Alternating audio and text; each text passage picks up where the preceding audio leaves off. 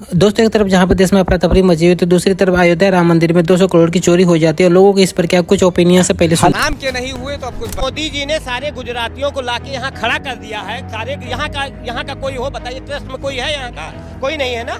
तो जब उन्हीं के आरएसएस के लोगों लाके खड़ा कर दिया इसी लूटने के लिए।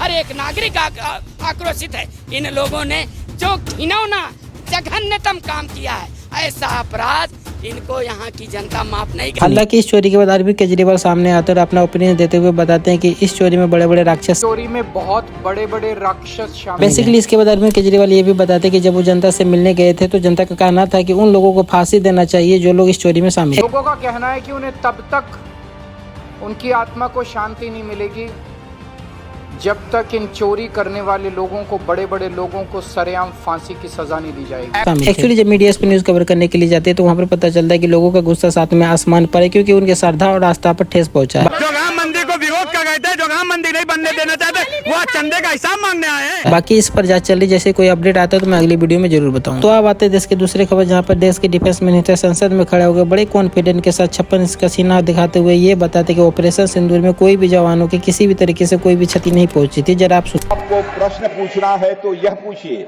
कि इस ऑपरेशन में क्या हमारे जाबाज सैनिकों को कोई क्षति हुई है, तो उसका उत्तर है नहीं।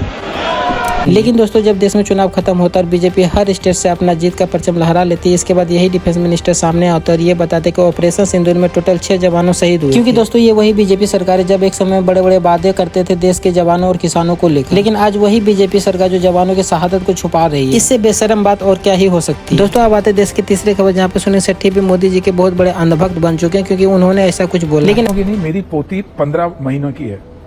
हर रोज सुबह and somebody had told her, Modi ji, that's it, one photograph somewhere, one of her nannies, airport के वहाँ उन्होंने दिखाया। आज हर रोज सुबह आती है, एक साईं बाबा का बुक है जिसमें मोदी जी की फोटो है, बड़ी फोटो है, वो उसे खोलती है, मोदी जी बोलती है, गणपति की मूर्ति के पास जाती है, वहाँ लड्डू मेक बिलीव लड्डू लेके आती है और उनको खिलाती है। लेकिन अगर यहाँ पे सुनील शेट्टी चाहते तो अपने पोती को समझा सकते थे, लेकिन सुनील शेट्टी ने ऐसा बिल्कुल भी नहीं किया, क्योंकि उन्हें भी सोशल मीडिया पर चमकना, उन्हें भी न्यूज में हमेशा बने रहना। वो ऐसा इसलिए कर रहे हैं क्योंकि उनका भी एक मूवी आ रही है जिस मूवी का नाम है वेलकम टू जंगल। इस मूवी की अगर बात करें दोस्तों तो इस मूवी में कुछ भी दम नहीं है, और इसीलिए सुनील शेट्टी ने सोचा कि क्यों नहीं मोदी जी की थोड़ी बहुत अनुभक्ति ही कर लिया जाए, ताकि ऑडियंस उनका सिनेमा देखने के लिए सिनेमा घर तक पहुंचे। बाकी इस पर आपके क्या ओपिनियन है?